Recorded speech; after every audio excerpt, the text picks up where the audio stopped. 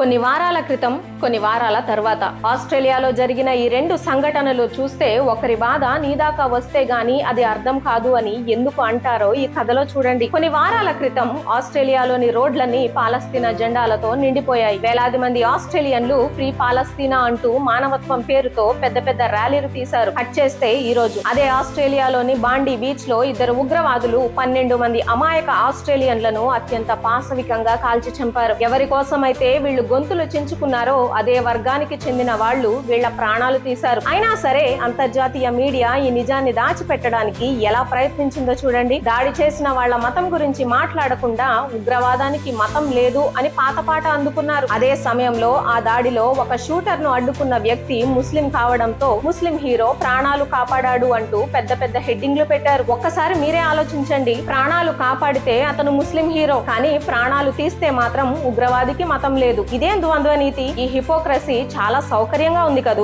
కానీ ఈసారి ఆస్ట్రేలియా ప్రజలు ఊరుకోలేదు. వాళ్ళ కోపం కట్టలు తెంచుకుంది. యు బాస్టర్డ్స్ అంటూ అక్కడి న్యూస్ పేపర్లు ఫ్రంట్ పేజ్ లోనే బూతులు ప్రచురించాయి. కొందరైతే ముస్లింల శ్మశానంలోకి పందుల తలలను విసిరి తమ నిరసనను తెలిపారు. ఈ సంఘటన చూస్తుంటే మన దేశంలో జరిగిన ఎన్నో దాడులు గుర్తుకు రావడం లేదా? మన దగ్గర కాశ్మీర్ లో ఉగ్రవాదులు దాడి చేస్తే ఇదే అంతర్జాతీయ మీడియా వాళ్ళని ఉగ్రవాదులు అనదు, మిలిటెంట్లు అంటుంది. కాశ్మీర్ ను భారత్ లో అంతర్భాగం అనదు, భారత అధీనంలో ఉన్న కాశ్మీర్ అంటుంది. మన దేశంలో ముస్లింల హక్కులని అణగదొక్కుతున్నారని, అందుకే వాళ్ళు తిరగబడుతున్నారని రాశారు. ఇన్నాళ్లకైనా బహుశా ఈ పశ్చిమ దేశాలకు తాము పెంచి పోషిస్తున్న పాము ఎంత ప్రమాదకరమో అర్థమై ఉంటుందా? భారతదేశం దశాబ్దాలుగా అనుభవిస్తున్న ఆ పెయిన్ ఏంటో ఇప్పుడైనా వాళ్ళకి తెలుస్తుందా? మరి ఇప్పటికైనా వాళ్ళ కళ్ళు తెరుచుకుంటాయంటారా? ఈ మొత్తం సంఘటనపై మీ అభిప్రాయం ఏంటో కింద కామెంట్స్ లో చెప్పండి.